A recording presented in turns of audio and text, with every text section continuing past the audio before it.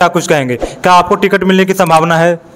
संभावना तो प्रबल है, जो 90%। खुले रूप में प्रशांत किशोर जी बोल दिए कि जो 2 बरस पहले से जो काम कर रहा है वहाँ बिगन पासवान जो है रेस में आगे है। इमामगंज की आंखों में एक नया सवेरा सा दिखाई दे रहा है कि अब जो है रेलवे लाइन इमामगंज से रेलवे जो है से गुजरेगी। तो देखिए आखिर काम कब होगी, कब। नमस्कार मित्रों, मैं मुकेश मिलन और आप देख रहे हैं द ब्राइट बिहार। मित्रों, अभी हमारी मौजूदगी इमामगंज विधानसभा में है और हमारे साथ जो देख रहे हैं अभी आप शायद कहीं इन्हें पहचानते ही होंगे। ऐसे हम आपको बता देते हैं कि रेलवे संघर्ष मोर्चा के अध्यक्ष बिगन पासवान जी, जो काफ़ी लंबे समय से संघर्ष कर रहे हैं, बैनर तले हर प्रखंड में, हर जिला में, दिल्ली तक इनका यात्रा हुआ और अब जाकर के कुछ सफल हुआ कि अब जो ऐसे काम लगने वाली है गया से डाल्टनगंज रेलवे लाइन का जो बिछने वाली है। तो इनसे हम बातचीत करेंगे आखिर इनका क्या क्या समस्या और क्या क्या संघर्ष करना पड़ा, उसके बारे में हमको बताएंगे। सबसे पहले आपका हमारे चैनल में स्वागत है सर। धन्यवाद। आखिर आपने रेलवे लाइन का जो है सर बहुत दिन से संघर्ष कर रहे थे, गया से डाल्टनगंज के लिए स्वीकृति करवा ही ली। इसके दौरान आपको जैसे क्या क्या समस्या हुई? इसके दौरान जो समस्या है आर्थिक समस्या गंभीर समस्या हुई। कैसे जो है सो आर्थिक के अभाव में, अर्थाभाव में इस योजना को इस धरातल पर लाना पड़ा। अब इसको हम क्या वर्णन करें कि कैसे कैसे मुसीबत से इसको लाए हैं, लेकिन जब ये धरातल पर आ चुका है, ये योजना आ चुकी है, तो अपना अपना लोग जो है सो बड़ नेता अपना अपना श्रेय ले रहे हैं कि मैंने करवाया। ठीक है, कोई करवाए, है ना, लेकिन कम से कम हमारे क्षेत्र में गया से जो है हो कर के ये है योजना आपको सिरघाटी, बोध गया सरघाटी, और सरघाटी से बांके बाजार, और बांके बाजार से इमामगंज, इमामगंज से डुमरिया, डुमरिया से नोडिया, छतरपुर, डाली, कैजरी, दुल्ली होते हुए डाल्टनगंज मेन लाइन में मिल गया है। यह योजना जो है हम जब दिल्ली 2 अगस्त, हाँ, जब संसद का जो सत्र चल रहा था, मानसून सत्र चल रहा था, उसमें गए हुए थे, तो हमारे गया के संसदीय जो सांसद हुए मांझी जी, जीतनराम मांझी जी, और फिर आपका पलामू के सांसद हो गए आपका बीडी राम जी, विष्णुदयाल राम, और यहाँ औरंगाबाद का सांसद अभय कुशवाहा, फिर आपका चतरा का सांसद कालीचरण जी हुए। चारों से भेंट किए, चारों ने आश्वासन दिया कि यह काम बहुत जल्द ही लग रहा है और मैंने आपको 2025 में धरातल पर काम शुरू हो जाएगा। 2025 से काम शुरू हो जाएगी? काम शुरू हो जाएगा, हाँ।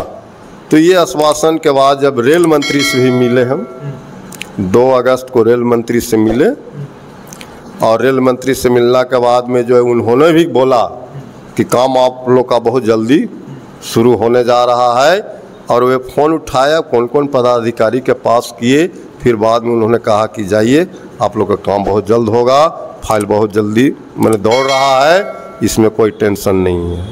तो देखिए, इमामगंज की जनता में एक नई उम्मीद जागी है, क्योंकि यहाँ संभव सा लग रहा था कि आखिर यहाँ रेलवे भी आएगी गया से डाल्टनगंज के लिए, लेकिन हमारे बिगन पासवान जी और इनके साथी समर्थक जो भी है काफ़ी मेहनत करके जो है दिल्ली तक बात पहुँचाया, काफ़ी लोग सांसद से मिले, और अब जो है इमामगंज की आंखों में एक नया सवेरा सा दिखाई दे रहा है कि अब जो है रेलवे लाइन इमामगंज से रेलवे जो है गुजरेगी। तो देखिए आखिर काम कब होगी, काम तो शुरू 2025 से होगी। तो देखिए धरातल पर कब होती है, कब से शुरू होती है, फिर हम नेक्स्ट वीडियो में आप लोग से बताएंगे। फिलहाल अभी इनसे हम बातचीत करते हैं कि इमामगंज में जो है से लोकल उम्मीदवार को लेकर चर्चा चल रहा है। इमामगंज में उपचुनाव होने वाली है और यहाँ पर जनसुराज की अलग से नई पार्टी 2 अक्टूबर को जो घोषित हुआ है, उनसे संभावित उम्मीदवार जो है हमारे बिगन पासवान जी होने वाले हैं। तो क्या कुछ कहेंगे सर, आप जो है जनसुराज से आपका जो है से उम्मीदवार होने की संभावना काफ़ी ज़्यादा, यहाँ की इमामगंज जनता लोगों की मांग है कि आप जो है इमामगंज के लोगों को सेवा करें, तो क्या कुछ कहेंगे? जी, सेवा भाव तो हमको बचपन से ही है। हम इस धरती पर जन्म लिए हैं, इमामगंज क्षेत्र का मैंने धरती का हम ऋणी हैं। तो हर एक इंसान को चाहिए कि कम से कम मातृ ऋण, गुरु ऋण और धरती माँ का ऋण से उबार हो। तो मैं भी चाह रहा हूँ कि जब धरती पर जन्म लिया हूँ तो इस धरती का कर्ज मैं धरती का सेवा करके इस कर्ज से मुक्त हो जाऊं। सेवा के भाव में हमें हार्दिक इच्छा ही है कि हम माने विधायक बने या ना बने, यदि लोग बना देते हैं क्षेत्र के तो एक सुविधा हो जाएगी कि जो अर्थाभाव में हम जो क्षेत्र को सेवा किया, रेल परियोजना लाया अर्थाभाव में, ये संकट नहीं आएगा। हमारा मेन उद्देश्य है कि यहाँ क्षेत्र में जितना जो जंगल पहाड़ है, धन है कि ऐसे क्षेत्र में हम लोग जन्म लिए हैं। क्षेत्र का पिछड़ेपन का कारण है यहाँ अशिक्षा है और नेता लोग का भी बहुत बड़ा बदमाशी है। यहाँ बड़े बड़े नेता लोगों का दबदबा है सर। आखिर यहाँ छोटे छोटे लोग कैसे चुनाव निकाल पाएंगे? लोकल उम्मीदवार आज तक यहाँ कोई जो है चुनाव निकाल ही नहीं पाए। आपका अपना पार्टी जनसुराज के बारे में क्या कुछ कहेंगे? क्या आपको टिकट मिलने की संभावना है?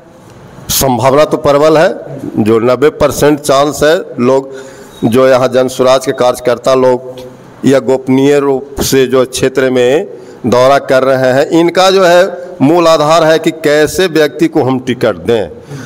तो यहाँ 5 नाम है।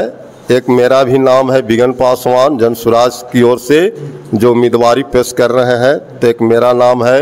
एक नाम जो है बांके बाजार का जो है आपका डॉक्टर जितेंद्र पासवान है, और बांके बाजार का ही और तीसरा नाम है अविता कुमारी जो बांके बाजार प्रखंड का प्रमुख है, और चौथा नाम जो है सो आपका इमामगंज नगर पंचायत का मेयर पति हैं धीरज पासवान जी, उनका नाम है।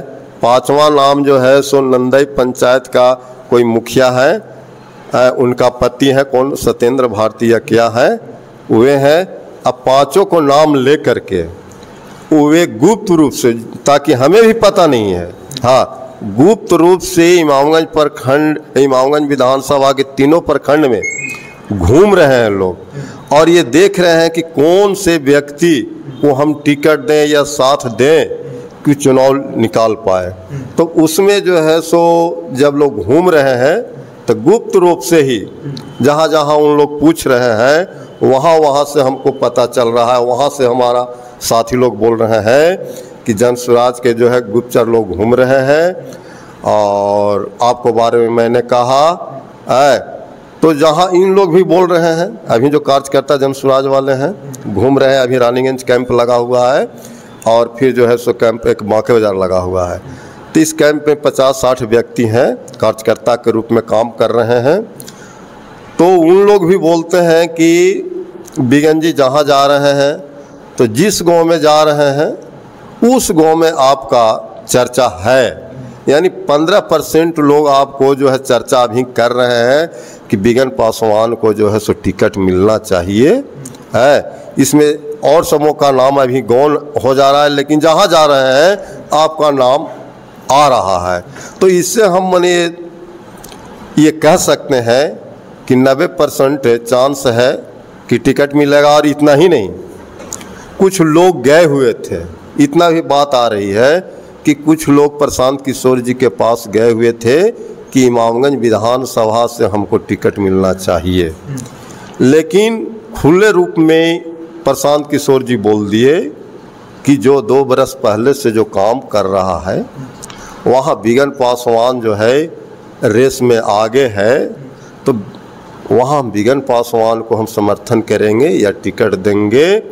ये माने ये बात हमको तक सुनने को मिल रही है। लोग बोल रहे हैं, जो खुद उनसे मिलने गए थे वही लोग बोल रहे हैं कि बिगन जी आपको तो भाई चर्चा वहाँ प्रशांत किशोर जी कर रहे थे, और राज कमेटी में भी हमको जो है सो एक पद वहाँ दिया गया है।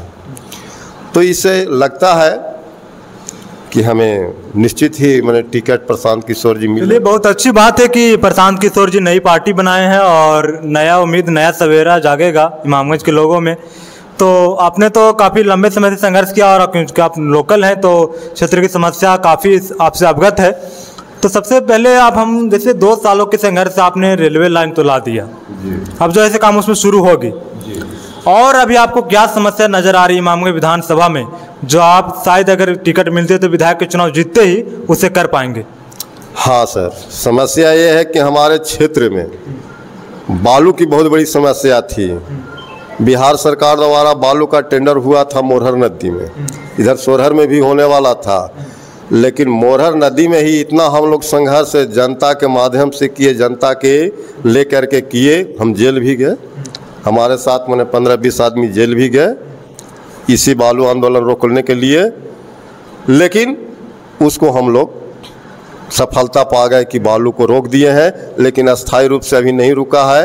हाई कोर्ट हम लोग PIL दर्ज किए हुए हैं, उसका भी जो है सुन नंबर पर आ गया है, सभी विभाग में चल गया है। मैंने ये नोटिस चला जाएगा कि इसको हम देख रहे हैं।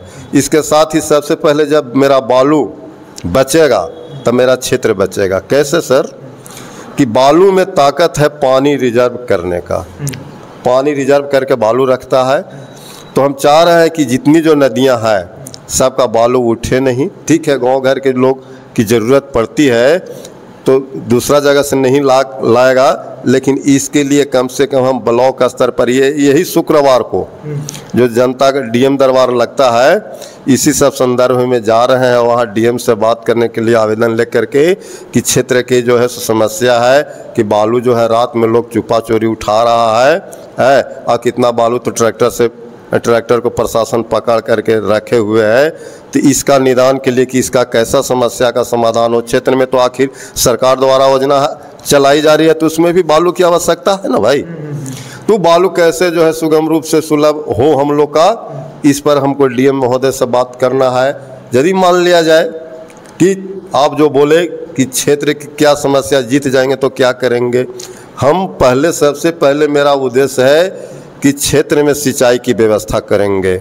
जितना जो जंगल पहाड़ का पानी है उसको वहीं रोक देंगे, छोटे छोटे बांध डैम बना करके। वो पानी से क्या होगा कि मेरा क्षेत्र का जो है एक साल भी यदि वर्षा नहीं होगी ना तो पानी का जो है सो लेयर बना हुआ रहेगा, और जब लेयर बना हुआ रहेगा तो उसके माध्यम से लोग सिंचाई करेंगे, खेती करेंगे, खेती से कुछ आमदनी बढ़ेगी और उस बांध में, पानी में, डैम में मछली पालन होगा। वो मछली पालन से लोगों का बहुत रोजगार मिलेगा। जो बाहर जा रहे हैं कम से कम कुछ तो कमेगा ना। फिर जो जैसे छकरबंधा जैसा जो जाने में जब जाते हैं तो इतना सुंदर दृश्य देखने को मिलता है, तो ही अफसोस लगता है कि हर क्षेत्र के जो है सो नेता जितना बरस से MP विधायक लोग आ रहा है और यहाँ से वोट लेकर के चला जा रहा है और यहाँ कोई जो है सो काम नहीं। अरे भैया, आपको रोड बना देने से यहाँ का समस्या का समाधान नहीं हो जाएगा। कम से कम रोजगार तो आप दीजिए, तो हम पर्यटन स्थल बनाएंगे। छकरबंधा जो जाने में ये सब जो लगता है, हम देख रहे हैं जहाँ भी जा रहा है पर्यटन स्थल लायक ये सब है। और जब इसीलिए सबसे पहले हम दिमाग में बैठा लिए कि हम ट्रेन की सुविधा कर देंगे, तब विदेश के लोग यहाँ आएंगे, तब फिर जो है सो पर्यटन स्थल होगा। तब पर्यटन स्थल में जब उन लोग देखेंगे तो यहाँ के लोग की आमदनी बढ़ेगी। जो लोग बाहर जा रहे हैं वे बाहर बहुत कम संख्या में जाएंगे सिंचाई के माध्यम से। फिर ट्रेन पर भी लोग अपना जो है चना फूटा बेच करके अपना जीविका को पालन करेंगे। और ये हमारी सोच है कि सबसे पहले सिंचाई, पर्यटन, उसको बाद में एक जो है सो डिग्री कॉलेज हर एक प्रखंड में होना बहुत ज़रूरी है। ये मुख्यमंत्री के पास भी हम दिए हुए हैं और इसके लिए एक बड़ी योजना बनाए हैं। और यही नवंबर में इमामगंज, डुमरिया, बांके बाजार के लोग को बुला करके, बुद्धिजीवी लोग को, जितना जो समाजवादी लोग हैं उन लोग को बुला करके एक लड़ाई लड़ना है। वह लड़ाई क्या है कि बतलाइए। अभी तक यहाँ के पूरे बिहार के, जब लड़ाई शुरू होगी तो पूरे बिहार स्तर पर 400 आप किस हिसाब से वृद्धा पेंशन दे रहे हैं भाई। सामाजिक जो कल्याण जो पेंशन दे रहे हैं आप 400 किस हिसाब से दे रहे हैं। दिल्ली जो है 3000, कहीं कहीं और 2500, 2000, 1000 मिल रहा है, तो यहाँ भी कम से कम 2000 रुपया होना चाहिए वृद्धा पेंशन के रूप, ये सामाजिक कल्याण पेंशन के रूप में 2000 होना चाहिए। और यहाँ के बहुत से युवक शिक्षित या अशिक्षित बेरोजगार पड़े हुए हैं। यदि सरकार तुम नौकरी नहीं दे पा रही हो, तुम नौकरी नहीं देती हो, तो कम से कम इन लोग शिक्षित और अशिक्षित बेरोजगारों को बेरोजगारी भत्ता दो। बेरोजगारी भत्ता, इस पर हम लड़ाई लड़ने जा रहे हैं, जो नवंबर में बैठक करने जा रहे हैं। और ये पर्यटन ये सब के लिए तो कर नहीं जा रहे हैं और सोच रहे हैं क्या कि छोटे छोटे यहाँ उद्योग धंधा खुले, जैसे बांस वाला उद्योग, कपास वाला उद्योग। जब आप यहाँ खेती सूत वस्त्र उद्योग खोल दीजिएगा तो निश्चित है कि लोग कपास की खेती करना शुरू कर देगा। चीनी उद्योग, चीनी का जो है आप फैक्ट्री आप लगा देते हैं तो निश्चित है कि यहाँ लोग जो है सो ईख का पैदा करना शुरू कर देगा। कागज़ उद्योग, तो निश्चित है कि बांस के लोग खेती करना शुरू कर देगा। और जब घूम के देख रहे हैं तो क्षेत्र में इतना बांस है कि यदि बांस को काटा जाए, रखा जाए तो साल भर पेपर उद्योग चलेगा इससे।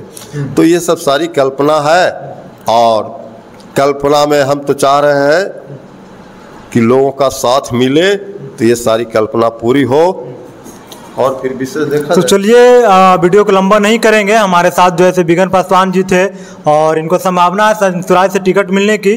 बात बाकी आप लोग कमेंट करके बताइए कि इनके जैसा विधायक आपके क्षेत्र में चाहिए या नहीं चाहिए, फिर आपको फिर से बाहर ही विधायक चाहिए। तो ये सब सारी चीज़ आप कमेंट करके बताइए। फिर मिलते हैं किसी नेक्स्ट वीडियो में। जय हिंद, जय भारत।